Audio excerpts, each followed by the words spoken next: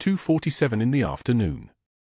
The Westchester Mall glowed like a cathedral built from glass and greed, fluorescent lights buzzing overhead in a rhythm that felt like electricity trapped in tubes, marble floors so polished they reflected the designer storefronts like mirrors reflecting mirrors, Gucci, Prada, Louis Vuitton, each window a portal to a world that required more money than most people earned in a year. Giovanni Valenti stood motionless in the center corridor, his 7-year-old daughter Lily holding his hand, her small fingers wrapped around his like she was afraid he might disappear. He was a tall man, broad-shouldered, dressed in a charcoal suit that cost $4,000 and hung on him like it had been poured from silk. His dark hair, silvered at the temples, caught the mall light.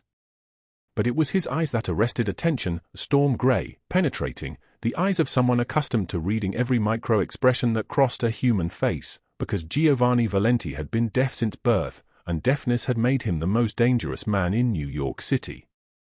3 teenage boys circled them, their laughter sharp and cutting like broken glass.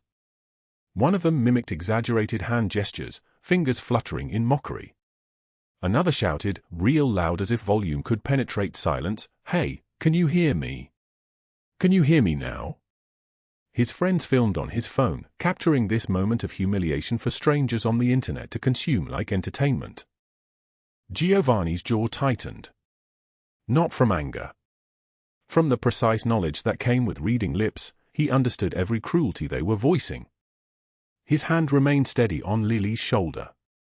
20 feet away, mall security stood with their arms crossed, their eyes deliberately fixed on the escalators, on anything but this scene unfolding before them. Shoppers flowed past like a river parting around a stone, uncomfortable, unwilling to be part of something difficult. Nobody intervened. Nobody helped. Invisibility had many forms, and one of them wore a uniform. Then the world changed. 2 men emerged from the food court, their movements synchronized in a way that suggested rehearsal, purpose, predation. Dark jackets. Focused eyes. They moved toward Lily with the deliberate slowness of hunters who had done this before. One of them reached for her arm. The parking garage entrance had no security camera coverage. It was perfect for what was about to happen. But Lena Morgan exploded through those glass doors like she had been waiting her entire life for this moment, and in some ways, she had. She was 31 years old but looked like she had lived 50. Her blonde hair hung in a tangled mess to her shoulders, and her face, God, her face told the story of 3 months of impossible choices. One eye was swollen completely shut, the skin around it a constellation of purple and black and sickly yellow. Her neck bore the marks of hands, 5 fingerprints on the left side, a palm print on the right, bruises that had darkened to the color of old blood.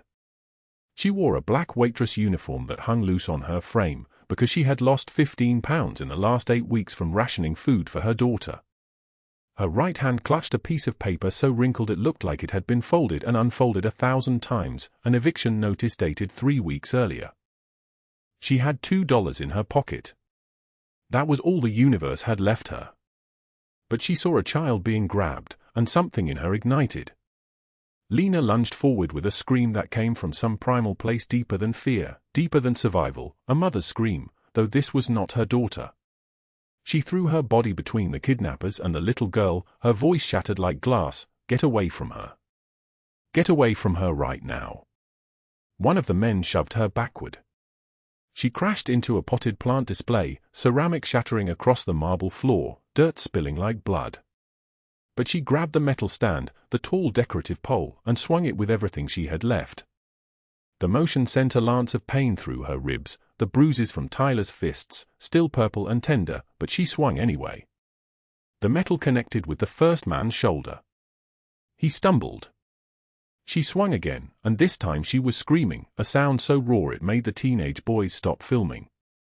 The kidnappers retreated, shocked by this bleeding wreck of a woman, this ghost of a person, fighting like a cornered animal with nothing left to lose. Security finally moved, but slowly, without urgency, arriving just as the men fled toward the north exit. By then it was over. Giovanni Valenti's head snapped toward the commotion at the exact moment the metal stand connected with the first kidnapper's shoulder. His dark eyes locked onto Lena Morgan with laser focus, reading her lips as she screamed protective words, cataloging every movement her body made. In 15 years of building his empire, he had learned to observe the subtle details that determined who lived and who died. The angle of her shoulders. The way her voice cracked but did not break. The fact that she had positioned herself between danger and a child who was not hers. He knelt beside Lily, pulling her into his arms, his hand signing rapidly in the language that lived in his fingers. "Are you hurt? Are you okay? Look at me. Look at my face." She was crying but nodding, and he held her like he could press her into his body and make her safe through sheer will. Then he looked up. Lena Morgan stood 10 feet away, breathing hard, her whole frame trembling now that the danger had passed. Blood trickled from a cut on her forehead where she had hit the potted plant. Her swollen eye was shut completely, but her other eye, her left eye, green as spring, bright with a fierce kind of courage, fixed on him with the intensity of someone who had just crossed a line she could never uncross. Neither of them moved. The mall had gone quiet. Even the teenagers had stopped their filming. The fluorescent lights hummed their electric song. Somewhere in the distance, a baby cried. Footsteps echoed on marble. But between Lena and Giovanni, there was a silence that felt like a threshold, like a door opening into a room neither of them had permission to enter. Sergio appeared first, moving like a shadow, his hand already reaching toward the gun beneath his jacket. Behind him came Theo, and then 4 more men in dark suits, all of them moving with the coordinated precision of an orchestra responding to a conductor's baton. They had been in the bookstore watching. They were always watching. Sergio approached the 2 fleeing men, moving with a kind of casual menace that made security suddenly very interested in their phones. The kidnappers were stopped, questioned, their IDs photographed. Within 4 minutes, they had disappeared into the machinery of something that did not function within legal boundaries. But Giovanni did not move his eyes from Lena. He signed to Lily again, "Stay here. Do not move." Then he stood, all 6 feet 2 inches of him, his $4,000 suit catching the light like darkness itself had been tailored by someone who understood power. He walked toward Lena slowly, each step measured, controlled, the footsteps of a man who had never been in a hurry because he had never needed to be. He read her lips as she whispered something, a prayer, maybe, or a curse. Her breath came in short bursts. Her hands, still gripping the metal stand, trembled. When he reached her, he did not speak. He could not speak. His voice existed only in his hands, in the precise movements of his fingers, in the language that lived beneath words. Instead, he tilted his head slightly, a gesture of acknowledgement, and his dark gray eyes held hers for a moment that stretched like honey, thick and golden and containing an entire conversation that neither of them could voice. Then he signed something that even Lena, who did not know sign language, understood through the sheer clarity of his movements. "Thank you." His men stood at the edges of the circle, observing this moment the way soldiers observe a general surveying a battlefield. In 15 years of working for Giovanni Valenti, not one of them had ever seen him acknowledge another human being with gratitude. Not once. Not for loyalty, not for violence executed with precision, not for empires built through blood and ruthlessness. Gratitude was not part of the currency of their world. But Sergio and Theo exchanged a look, and in that look was the knowledge that something had shifted. They did not yet understand what it was. But they felt it like a change in the air before a storm. Security approached, speaking words that nobody heard. The 2 kidnapping men were gone, spirited away into vehicles with tinted windows. The teenage boys had evaporated. Mall management appeared with apologies and concern that sounded like worry about liability rather than genuine human care. Giovanni signed to Sergio, "Get the car. Now." Then he turned back to Lena. He looked at the swollen eye, the bruises on her neck, the way she held herself like her ribs were broken. He looked at the crumpled paper in her hand, and though he could not read it from this distance, he understood its weight just from the way she gripped it like it was a life sentence written on pulp. What she did not know, what Lena Morgan could not possibly have understood in that moment, was that the silent man she had just protected was Giovanni Valenti, the most feared name in New York's underworld, the man who had built an empire on vengeance and maintained it through a code of absolute loyalty. And she had just stepped into a world that would either save her from everything she was drowning in or destroy her completely. There was no middle ground. There was never a middle ground.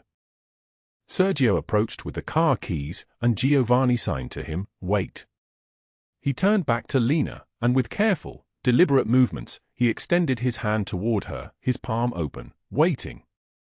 The gesture meant nothing. It meant everything. It was a question written in the language of his body: would you trust a stranger? But what she did not know was that within 48 hours, her entire life would change, and nothing, not the eviction notice, not the $2 in her pocket, not even the invisible scars that covered her from the inside out, would ever remain the same. Before we continue, drop a like if this story hits you.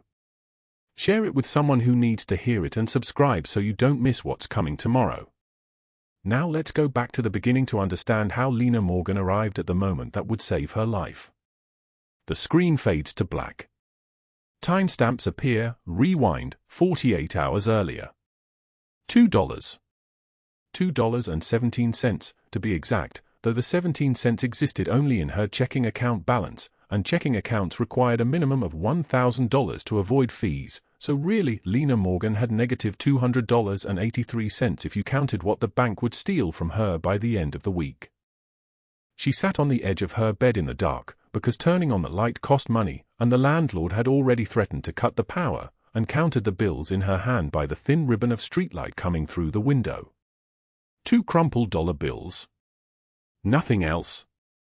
The apartment was silent except for the sound of Lily sleeping in the next room, that soft, even breathing that meant she was dreaming of something better than this.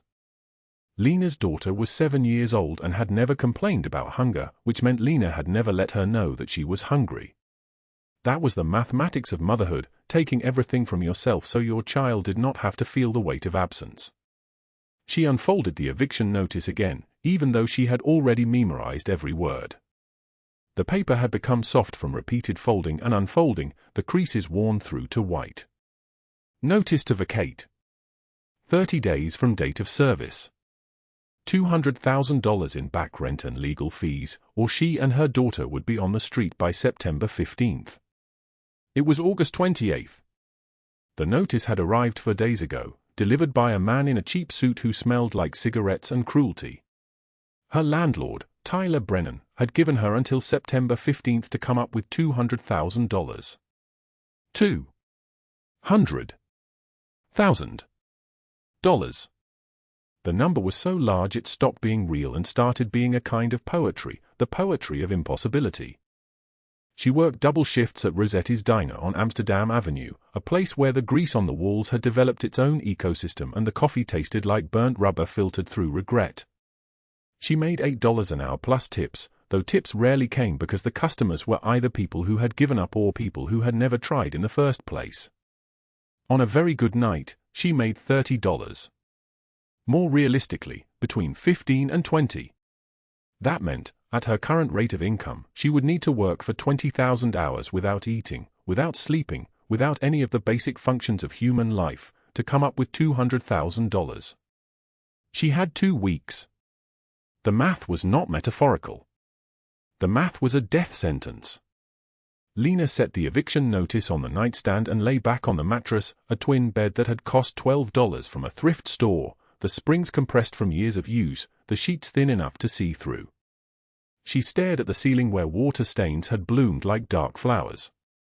In the next room, Lily slept under a blanket that Lena had sewn from old clothes, stitching together sleeves and pant legs and the fronts of worn shirts into something that looked like love if you squinted in the dark. That was what Lena did, she stitched things together from scraps and called it survival. Her ribs ached where Tyler had hit her 3 weeks ago, when she had been late with the rent for the first time. He had come to collect, and when she had asked for an extra week, he had grabbed her against the wall, his hands around her throat, his voice in her ear, "You think you matter? You think anyone gives a shit if you disappear?" She had not cried. Her tears had dried up somewhere on a Greyhound bus years ago, during a different crisis, a different man, a different kind of impossible. But her ribs still hurt when she breathed too deeply. At 5 in the morning, her alarm went off, an old phone with a cracked screen, the alarm tone a harsh electronic scream. She turned it off in the darkness and lay for another minute, gathering the strength that survival required. Then she got out of bed, moved quietly past Lily's room, and went into the bathroom where she could see herself in the mirror. The woman looking back at her was a stranger. Lena Morgan had been pretty once, or at least that is what people had told her before life had made prettiness seem like a luxury she could not afford. Her hair was a pale blonde, the kind that looked white in certain light, but it hung lank and unwashed against her skull. Her eyes were green, that much was still true, that much had not changed, but they held the exhaustion of someone who had not slept properly in months. Dark circles carved hollows beneath them. Her skin was pale, almost translucent, the color of someone who spent all their time indoors working graveyard shifts. She did not recognize herself. Maybe that was good. Maybe it made it easier to survive. She showered in water that was barely warm, washed her hair with cheap shampoo that smelled like chemicals and broken promises, and dressed in her waitress uniform, black pants that hung loose on her frame, a white shirt with a permanent stain on the left sleeve that no amount of washing could remove.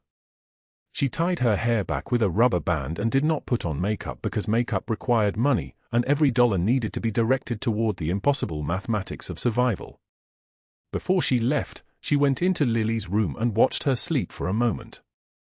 Her daughter's face was peaceful, her breathing soft and even. She was beautiful in that way that children are beautiful, unbroken, still believing that the world was basically kind. Lena touched her forehead gently, a blessing, a promise, a prayer that had no words. Then she left for work. The diner smelled the same as it always did, coffee and grease and the ghost of 1,000 meals that had not satisfied anyone. It was 3:20 in the afternoon, and the place was nearly empty except for one customer in the back booth, a man in an expensive charcoal suit reading a newspaper with the focused attention of someone who had nowhere else to be. Lena did not notice him yet. She was thinking about the mathematics of survival. If she could pick up an extra shift tomorrow, that would be another $30. If she skipped lunch for the next 2 weeks, she could save maybe $20. If she sold her phone, no, she needed her phone for emergencies. If she sold her clothes, no, she needed them for work. The only thing she had of value was her body, and that was worth something, but not $200,000 worth, not in any time frame that mattered. She took the order of the man in the back booth without really seeing him.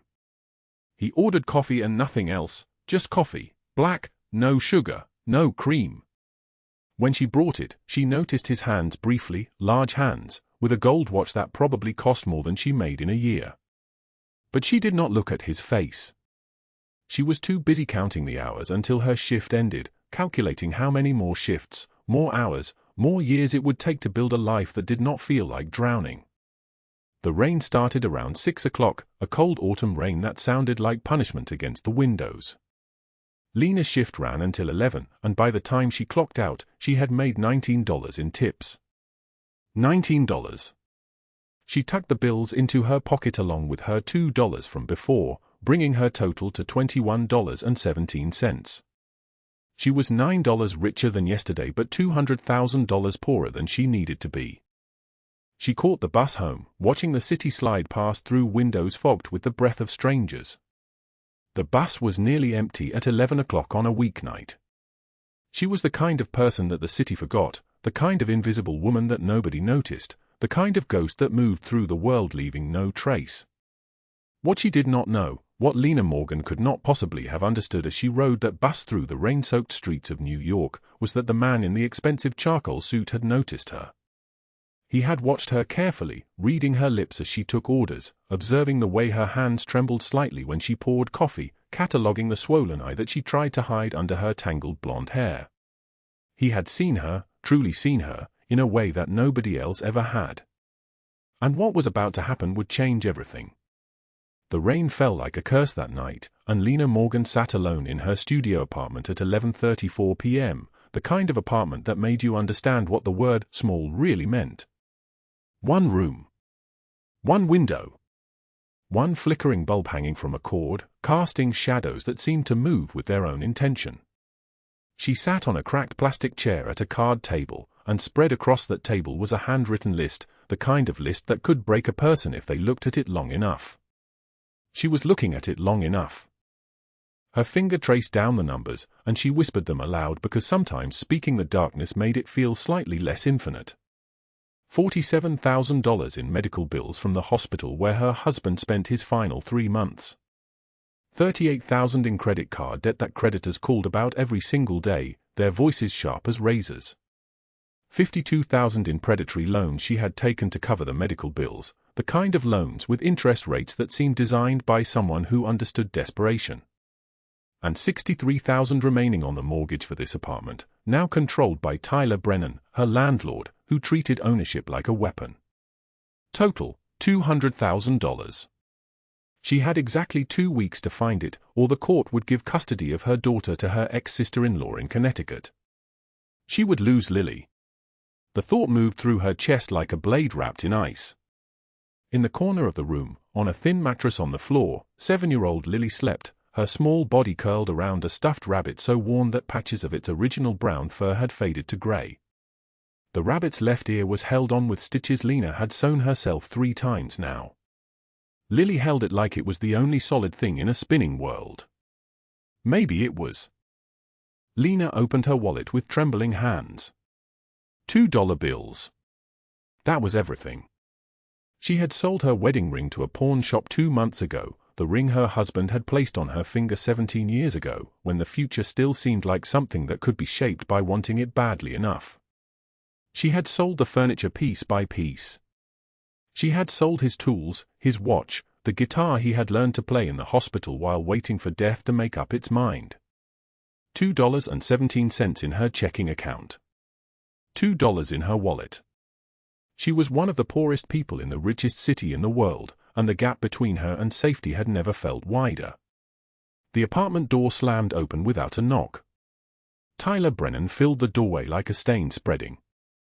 Late 40s, maybe 50, the kind of man whose face had been erased by years of easy cruelty and cheaper alcohol. His hair was the color of wet newspaper, and the cologne he wore was so strong it seemed to precede him into the room, cheap and aggressive, a scent that made her stomach clench. Lena stood, her chair scraping backward. Tyler leaned against the doorframe, smirking. "So, Lena. Rent's 3 months overdue. That's $4,500 you owe me. Where is it?" Her voice came out barely audible. "I told you, I have 2 weeks to get the money together. The court gave me. The court don't mean nothing to me." He stepped inside, letting the door slam behind him. The sound was like a cage closing. "I own this building. I own these walls. I own the air you breathe in here. And I own you." He stepped closer, and Lena back toward Lily's mattress, her body moving between him and her daughter's sleeping form.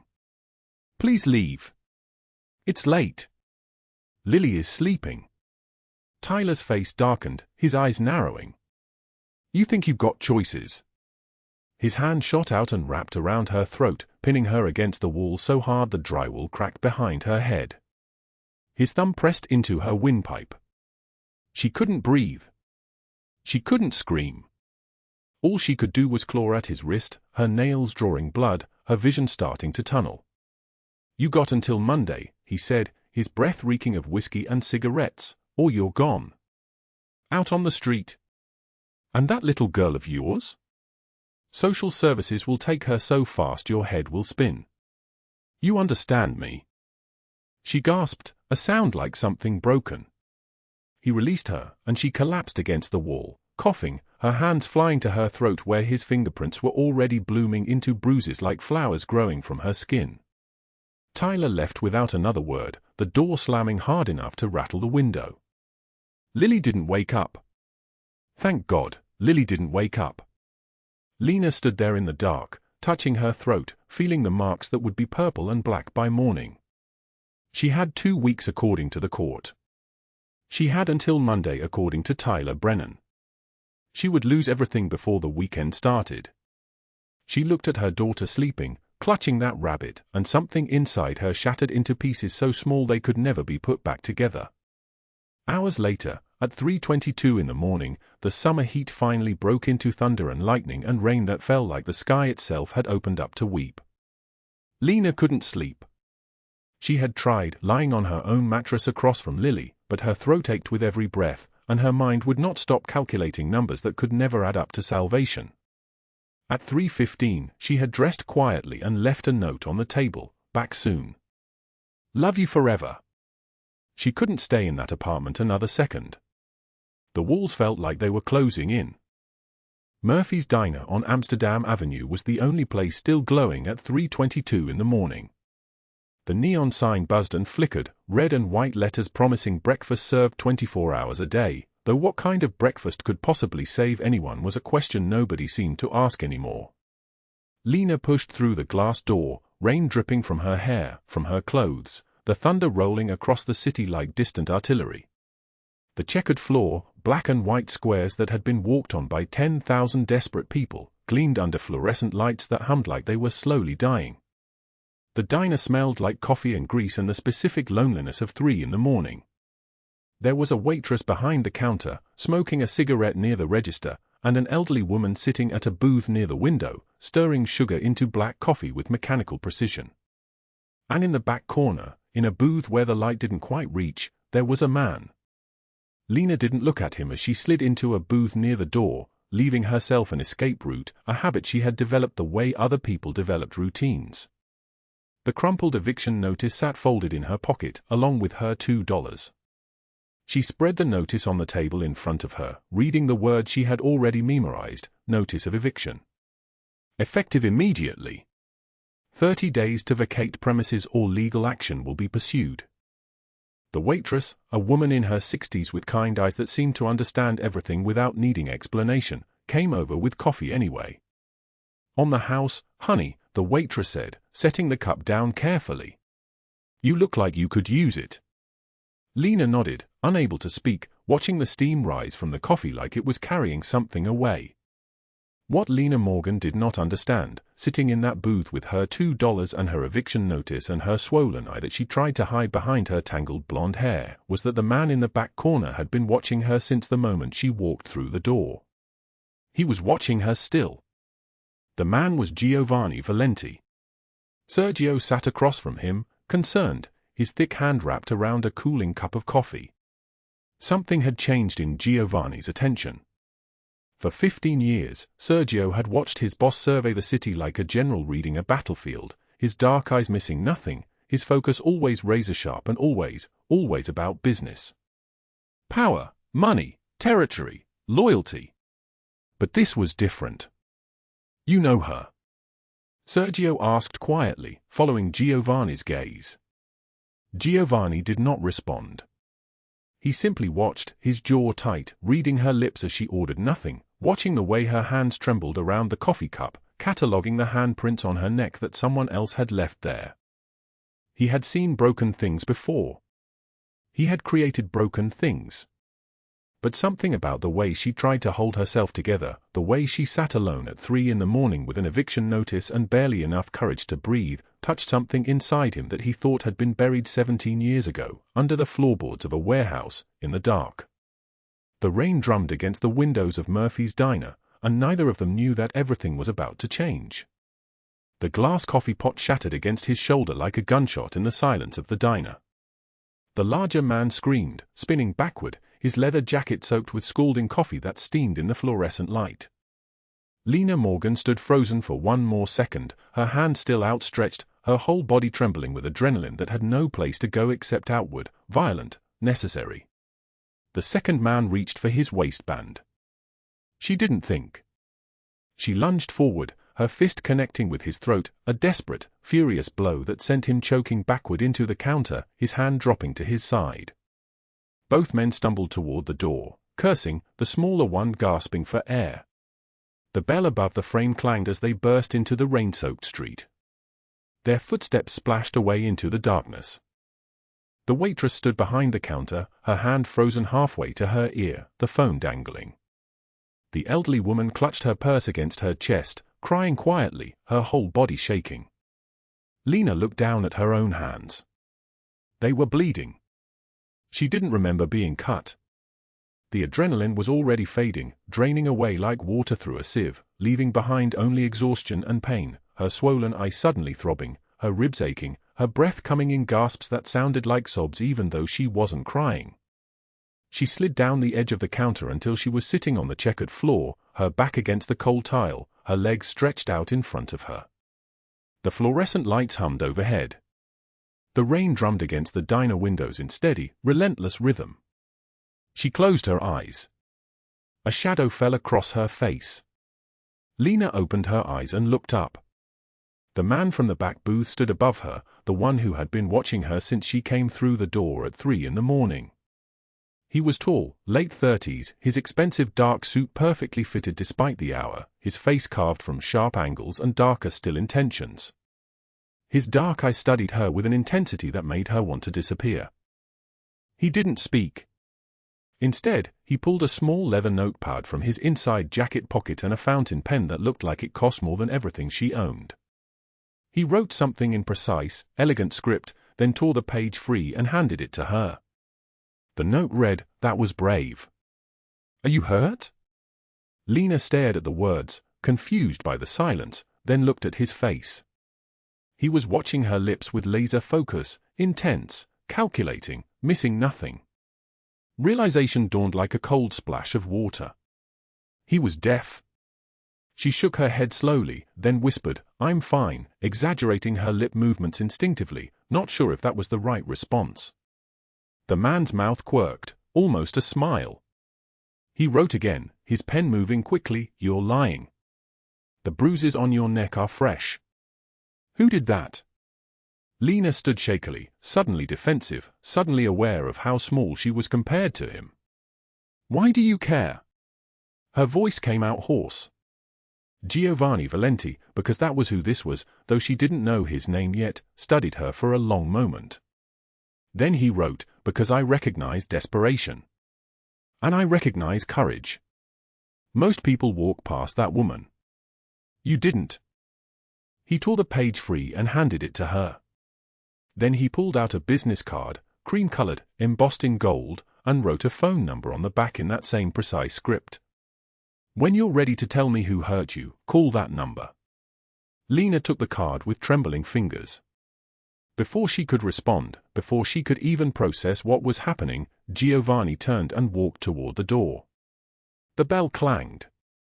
Through the rain-streaked window, she saw a black Mercedes waiting at the curb, engine running, 2 men inside watching her with the professional assessment of people accustomed to evaluating threats. The car pulled away into the darkness. The elderly woman approached Lena slowly, gratitude pouring from her eyes. "Thank you, honey. Thank you so much."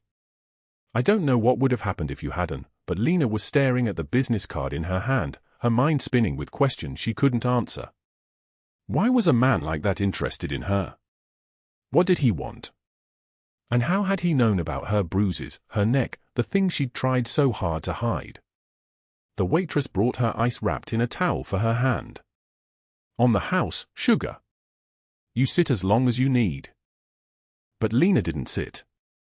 She gathered her things and left 15 minutes later, stepping out into the rain that fell cold and relentless against her skin. She walked back to the parking garage 3 blocks away where her car waited, the one she'd been sleeping in for the past 6 nights. She sat in the driver's seat with the door closed, the business card still in her hand, the phone number staring up at her like a choice she wasn't ready to make. 36 hours later, Lena stood outside PS 234 Elementary School at exactly 3:15 in the afternoon, waiting for Lily's dismissal. The autumn sun was weak behind grey clouds. A handful of other parents clustered near the chain-link fence. Lena stood apart, as she always did, separate, vigilant, ready to move at a moment's notice. The black Mercedes pulled to the curb with the kind of silent purpose that made everyone turn and stare. A man stepped out, early 40s, built like a boxer, expensive suit that fit perfectly despite his size. Sergio. He approached Lena with careful, unthreatening body language, his hands visible, his expression gentle. "Miss Morgan?" Her stomach clenched. "I don't know you." "No, you don't. My name is Sergio. Mr. Valenti sent me. He'd like to speak with you about the incident at the diner. And about your situation." Lena backed away a step. I don't know what you're talking about. Sergio's expression softened, the look of someone delivering difficult news. He knows about Tyler Brennan. He knows about the $200,000 you need in 2 weeks. He wants to help. That's all. The world tilted slightly. How was that possible? She'd told nobody. Nobody. How does he? Mr. Valenti is very thorough, Sergio said quietly. He's good at understanding problems.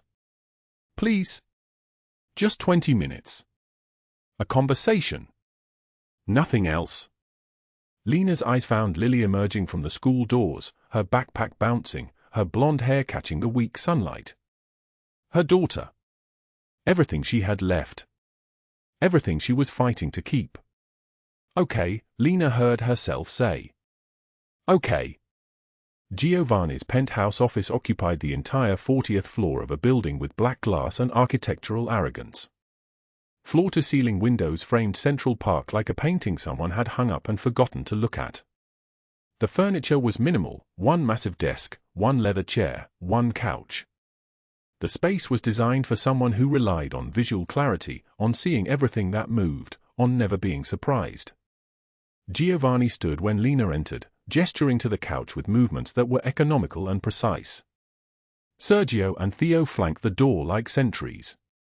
Lily held Lena's hand, her small eyes wide at the luxury surrounding her, at the view that stretched to infinity. Giovanni wrote on his notepad and handed it to her, "Please sit. Your daughter can watch cartoons on the tablet." An iPad was already set up on the coffee table with child-friendly shows loading. Lena settled Lily, placed the headphones over her ears, and turned to Giovanni. He sat across from her in the leather chair, his legs crossed, his fingers already holding the fountain pen. "Tell me about Tyler Brennan." Lena's throat tightened. She touched her neck where the bruises had faded to yellow-green, where his fingerprints had marked her like ownership. "He's my landlord. He owned the building where my husband Marcus and I lived." Giovanni's pen moved across the paper. "After Marcus died 6 months ago, I couldn't make rent. He said he'd work with me, that we could arrange something." Her voice broke slightly. But then the arrangement changed. He started asking for things in exchange. He said if I didn't pay, he'd evict me. He said nobody would hire me, that I was too broken.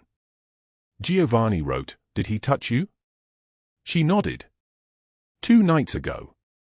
He came to my apartment looking for the monthly payment. When I told him I didn't have it, his hands went around my throat. He threw me against the wall. Said I owed him everything. Giovanni's jaw tightened visibly. His pen pressed harder into the paper, the $200,000. Where does that come from? Lena pulled out the handwritten list, the one she'd been adding to for 6 months, the one that never stopped growing. Hospital bills. Credit card statements. Predatory loan notices. Medical debt collectors. Pharmacy receipts. Marcus was sick for 8 months before he died. Stage for pancreatic cancer. The insurance covered almost nothing. I borrowed against everything. Maxed out credit cards when the bank said no. Took predatory loans at 30% interest. These debts, they're destroying me. Giovanni read the list with clinical precision, his dark eye scanning each figure, calculating, processing. Then he looked at her directly and wrote, "Who else is making this worse?" Margaret Harrington. The name tasted like poison in her mouth. She was my husband's former employer's wife. When Marcus got sick, they fired him. Just discarded him like he was garbage. Margaret has been spreading rumors through the neighborhood that I'm unstable, that I abandoned my apartment on purpose, that I'm an unfit mother. She's poisoned every opportunity to work. No one will hire me because of the lies she's told. Giovanni set the list down carefully. He stood and walked to the window, his silhouette framed against the city sprawling below. Then his hands began to move, sign language that flowed from his body like language born in silence. Theo stepped forward and spoke aloud, translating as Giovanni signed. "When I was 17, my father owned a small import business. Legitimate. He refused to let the Costello family use it for money laundering. They came to our warehouse on a Tuesday night. Made me hide in a storage closet while they worked. I watched through the gap in the door as they beat my father to death with crowbars. I couldn't scream. Couldn't help. I could only watch their lips as they laughed.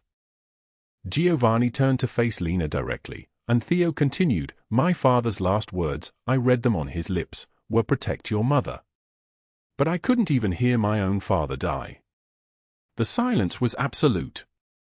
He moved across the office and sat facing her. His hand spoke again, "I built everything I have on one principle. Protect those who cannot protect themselves. You protected a stranger in that diner. You didn't know her. You didn't think about consequences. You just acted. That's rare." Lena's eyes filled with tears. "Why would you help me? I'm nobody. I have nothing to offer you. I can't pay back $200,000. I can't." Giovanni crossed to his desk and opened a drawer. He pulled out a checkbook bound in leather that probably cost more than her car. He wrote the check with that same precise script, his movements deliberate, unhurried, final. Then he tore it free and handed it to her. $200,000. Exactly. The figure on the paper seemed to shimmer. Lena's hand shook so badly she nearly dropped it. "This is... I can't, you can't just give me." Giovanni wrote, "Yes, I can. Consider it payment for saving someone precious to me. The one you protected at the mall yesterday from men who wanted to take her for ransom. That was my daughter you saved." At that same hour, 30 blocks away, Tyler Brennan sat at his kitchen table counting cash from rent collections. His apartment was above the building he owned, small, dirty, the kind of space that revealed everything about the man who lived in it. Empty beer bottles. Stained carpet. The smell of cigarettes and desperation. His phone buzzed. A text from Margaret Harrington, that Morgan widow just deposited $200,000. Find out where she got it and destroy her completely. Tyler's face twisted. He threw his beer bottle against the wall, and it shattered with a sound like a curse. He texted back, "Already on it." Then he made a call to a contact in the precinct, a detective on his payroll. "Yeah, it's Brennan. I need information on Lena Morgan. Where's she getting money? Who's she connected to? Call me back in an hour." He hung up and paced his apartment, fury building in his chest like a pressure that needed release. She thinks she can refuse me? Make me look stupid? He texted Lena directly, "I know you paid your debts. That doesn't erase what you owe me. You're going to regret embarrassing me. You're going to regret the day you refused me." The message landed in Lena's phone while she stood in Giovanni's penthouse, the check still trembling in her hands. She read the words, and all the color drained from her face. Giovanni watched her expression change. He took her phone gently, read the message. His eyes went completely still, the stillness before a storm, before violence, before the world tilted in a new direction. He handed the phone back and wrote one sentence, "He won't contact you again." Then he signed to Sergio, a series of movements that conveyed instruction, intention, finality. Sergio nodded and left the penthouse immediately. The door closed behind him with a soft click that sounded like a decision being made. Outside, in the night, the rain began to fall. Word count, 2,000. The autumn air bit sharp at Lena's skin as she stood outside Lily's elementary school, watching other mothers laugh and chat, their designer handbags slung over arms that had never known desperate hunger. The bell hadn't rung yet. Children still played on the blacktop, their voices carrying across the parking lot like birds that didn't understand the weight of the world. Lena clutched her purse, empty except for a receipt and a library card, and waited. Tyler Brennan appeared without warning. He moved through the crowd of parents like a knife through silk, his jaw clenched, his eyes burning with something worse than anger. She knew that look. She had learned to recognize it in the weeks before he'd thrown her against the wall, before his hands had left fingerprint bruises on her neck like a signature of ownership. Lena! Her name sounded like a curse in his mouth. She turned, and her body went rigid. Every nerve ending screamed at her to run. But she didn't run. She stood there, chin lifted, because something had shifted inside her in these past 3 days. Something that tasted like hope, and hope had made her dangerous in ways she didn't fully understand yet. Tyler grabbed her arm. His fingers dug into the soft flesh above her wrist, and she felt the bruise forming before his grip even tightened. He yanked her away from the other parents, away from the children, toward the chain-link fence that bordered the school property. You think some sugar daddy can save you? His breath smelled like whiskey and cigarettes, acrid and stale. I know who Giovanni Valenti is, sweetheart. Mafia scum. The kind of man who destroys everything he touches. Lena tried to pull her arm free. His grip only tightened. I've got cops on my payroll, Tyler hissed, leaning close enough that she could see the broken blood vessels in the whites of his eyes. One phone call and child services takes your daughter today. Right now. You think you can hide her from me? I own this city. Her voice trembled, but she forced the words out anyway. You don't control me anymore, Tyler. His free hand shot up, gripping her jaw, forcing her to look at him. The pain in her neck where his fingers pressed was sharp and immediate. Other parents were starting to notice. She could feel their eyes on them, the uncertainty of people who sensed danger but didn't know what to do about it. Wrong, Tyler whispered. I'm going to take everything from you, Lena. Your daughter. Your dignity. Every shred of respect you think you've earned. And your mobster boyfriend can't stop me because the second he touches me, I'll have him arrested. I'm a legitimate businessman. I'm untouchable. A shadow fell across them both. Sergio materialized as if he had risen from the concrete itself, his presence sudden and absolute. He was smaller than Tyler by maybe an inch, but the way he stood made Tyler look small. His suit was charcoal gray, tailored so precisely it looked like armor. His eyes were empty, the kind of empty that comes from having seen things that broke whatever empathy a person was born with. Mr. Brennan. Sergio's voice was barely above a whisper, and somehow that made it more terrifying than a shout. Remove your hand from her arm. Now. Tyler's grip loosened. He released her, stumbling backward, but his confidence didn't crack. He actually smiled, a horrible, arrogant smile that made Lena's stomach turn. Yeah? Tyler spread his arms wide. You're gonna shoot me in front of an elementary school? In front of all these witnesses? I'm a legitimate businessman. You're just criminals in expensive suits. Sergio stepped closer.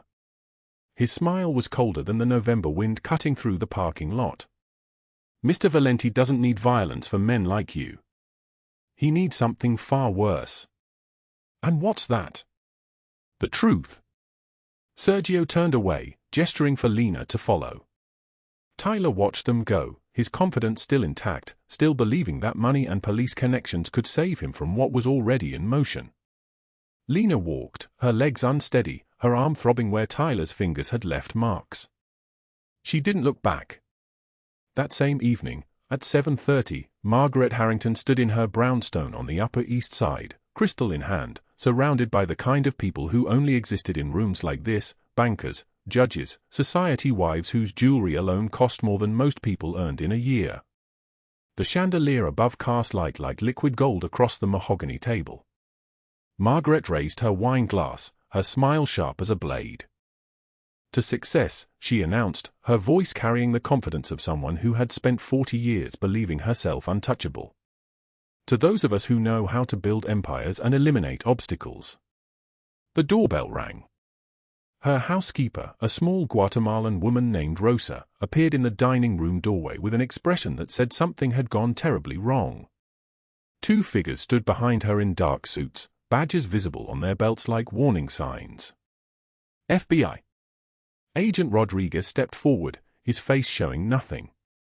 Margaret Harrington, you're under arrest for tax evasion, wire fraud, and racketeering conspiracy. Margaret's wine glass slipped from her fingers. It fell in slow motion, and the sound it made when it hit the marble floor was like a bell announcing the end of everything. Red wine spread across the white marble like blood, spreading and spreading until it looked like a crime scene. "This is absurd." Her voice cracked. She tried to stand. "I've done nothing wrong. There's been some kind of mistake." Agent Chen produced a manila folder thick with documents. 15 years of fraudulent charitable organizations. For $1 million in embezzled funds.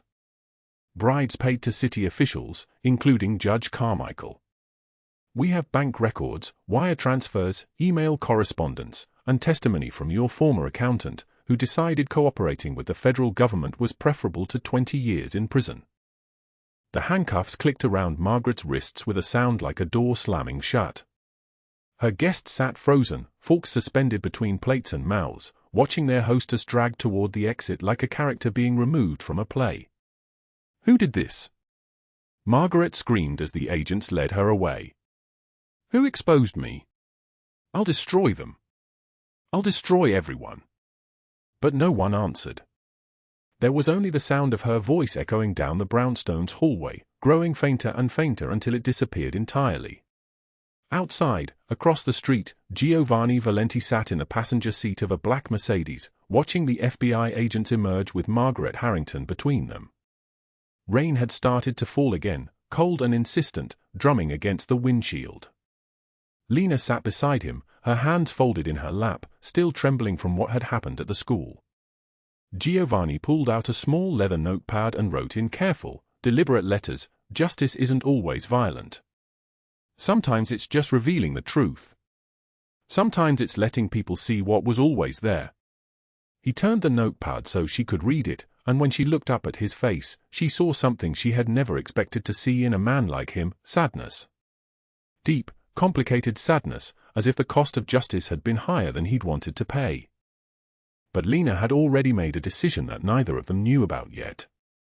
At 11 o'clock that night, she stood alone on the pedestrian bridge that spanned the Hudson River, rain falling in sheets so thick she could barely see the water below. The railing was wet and cold under her palms. She gripped it as hard as she could, her knuckles white, her body shaking from something deeper than cold. The water below was black. Churning. It seemed to call to her with a voice that sounded almost like mercy. She had read the bank confirmation 3 times. The $200,000 debt was gone. The lawyer had called that afternoon. The custody hearing was no longer necessary. Lily was safe. Officially, legally, permanently safe. So why did she feel like she was drowning? Because Tyler's threats still echoed in her ears. Because Giovanni's enemies would eventually realize where the information about Margaret Harrington had come from. Because loving someone like him was like standing too close to a burning building, you would get burned too. Lily would get burned. She pulled out her phone. The screen showed missed calls from Theo, from Giovanni, from numbers she didn't recognize. Text after text asking where she was, telling her to come back, promising that everything was okay. Everything was not okay. Everything would never be okay. Her fingers loosened on the railing. Just one step. The water was waiting. The weight of everything, the poverty, the abuse, the fear, the desperate hoping, all of it could just stop. Then her phone buzzed. A single text message, and she knew from the way it was written that Theo had helped Lily compose it. The words came in a child's simple grammar, unadorned and devastating. "Mommy, where are you? I miss you. Come home." 3 words. Come home. Lena sank to her knees on the wet concrete, rain pouring down her face like the sky itself was crying for her. She gripped the phone like it was a rope and she was drowning. Her thumbs shook as she typed back, "Coming now, baby. I'm coming home." At 11:47, on a street corner 6 blocks away, Tyler Brennan stumbled out of his corner bar, drunk and furious, his phone pressed to his ear. "Yeah, I'm filing the complaint tomorrow morning," he was saying to someone Lena would never meet, a contact whose name she would never learn. Child endangerment, organized crime association, the whole thing. Morgan's kid will be in state custody by Friday. A black van pulled up beside him with such sudden precision that it seemed to appear rather than arrive. The side door slid open. Sergio emerged first, followed by 4 men in black tactical gear who moved like they were made of shadow itself. They didn't speak. They didn't need to. Violence had a language all its own, and Tyler's body understood it immediately. He dropped his phone. The screen cracked against the pavement, the call cutting off mid-word. What? He tried to run. 2 men blocked his path with the efficiency of a choreographed dance. Sergio grabbed his collar, yanked him toward the van with enough force to lift him off his feet. Tyler screamed. The sound ripped out of him raw and animal and desperate. "Help! Somebody help me!" His voice bounced off brick buildings. The windows of nearby apartments remained dark. No one came. No one ever comes for men like Tyler Brennan. "You should have left her alone," Sergio said flatly, feeding Tyler into the van like the machinery of justice itself had teeth. "Please," Tyler begged, thrashing against hands that held him like iron bands. "I'll disappear. I'll leave the city. I won't say anything. I won't go to the police. Just let me go." The van door slammed shut. The sound it made was final. The van pulled away from the curb and drove deeper into the rain, and Tyler's screams were swallowed by the engine's roar. On a rooftop across the street, Giovanni Valenti stood in the downpour, rain streaming down his face like tears. He wasn't crying. His hands were clenched at his sides. Theo signed to him from the darkness, "It's done." "What about the body?" Giovanni's hands moved, signing with a clarity that came from having spent his entire life speaking through gesture instead of sound. "No body." He signed it like an answer to a different question entirely, not about Tyler's physical form, but about the man's existence itself. 3 hours ago, he signed, Brennan signed paperwork transferring his buildings under duress. He confessed to housing fraud. Wire fraud. Everything. He disappeared into federal witness protection in exchange for testimony against the corrupt precinct officers. Idaho. New name. New life. Death would be mercy. This is better. Theo nodded, understanding without needing further explanation. "Will the widow know the details?" Giovanni's hands fell still. "She'll know he's gone. That's enough. She doesn't need to know the price I paid to make it happen." What he didn't know was that Lena was already moving towards something that would change everything between them again. The abandoned subway station smelled like rust and old concrete, the kind of place the city had forgotten about years ago. Lena Morgan sat on a dusty bench with her daughter Lily beside her, the bus tickets to Portland clutched in trembling fingers. Her backpack held everything they owned, 2 changes of clothes, Lily's school uniform, a photograph of her mother, and a letter she'd written at dawn in handwriting that looked like it belonged to someone else. Lily was 7 years old with dark curls and eyes that had learned too much too fast. She tugged on her mother's sleeve. "Why did we leave? I liked it there. Mr. Giovanni was nice. He learned sign language for me." Her voice carried the confusion of a child who had finally found safety and was being asked to abandon it. Lena's eyes filled with tears she couldn't stop. She pulled Lily close, breathing in the smell of her daughter's hair, trying to memorize this moment before everything changed again. "Sometimes we have to leave people we love to keep them safe," she whispered. Lily considered this with 7-year-old wisdom, her small hand reaching up to wipe her mother's cheek. "Does he know you love him?" The question broke something inside Lena's chest. "He does now." Footsteps echoed through the empty station, measured, unhurried, the sound of someone who was not afraid to be found. Lena's head snapped up. Giovanni Valenti emerged from the platform stairs wearing yesterday's clothes, his dark hair disheveled, his eyes burning with an intensity that made her heart stop. Sergio and Theo flanked him but stopped at the platform edge, giving space. They understood what was happening. They had seen this look before, though they could not recall when. Giovanni walked directly to Lena, his expensive shoes striking the concrete with each step. He pulled her letter from his jacket pocket and tore it methodically into pieces, watching them flutter to the floor like snow falling in the wrong season. Lena stood, backing away. "You shouldn't have come. This is better for everyone." Giovanni pulled out his notepad with sharp, angry movements. He wrote with the precision of someone who had spent his entire life translating emotion into gesture and written word. He turned the pad toward her. "You don't get to decide that." "I'm trying to protect you," Lena said, tears streaming down her face. Giovanni wrote again, faster this time. "I've survived 16 assassination attempts, 2 federal investigations, and a childhood that would destroy most men. You think I need protection from you?" He set the notepad down and began signing with fierce, deliberate precision.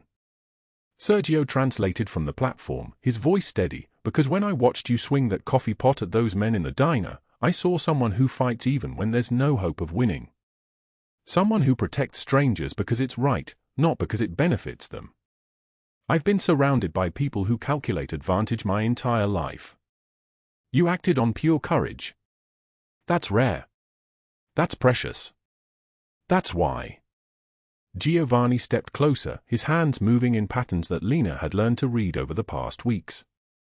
Sergio continued, "You wrote that Lily needs to watch federal agents circle me. Wrong. Lily needs to watch her mother stand beside a man who chooses them both. She needs to see strength that stays, not love that runs away." Lena's voice broke. "I'm nobody. A widow with nothing. Why would you want this?" Giovanni took her face gently in his hands, made her meet his gaze. He signed slowly so she could see every movement, every curve of his fingers. Sergio's translation came like a prayer, "Because I have been invisible my entire life. People look at me and see disability, see silence, see limitation. You looked at me and saw a man.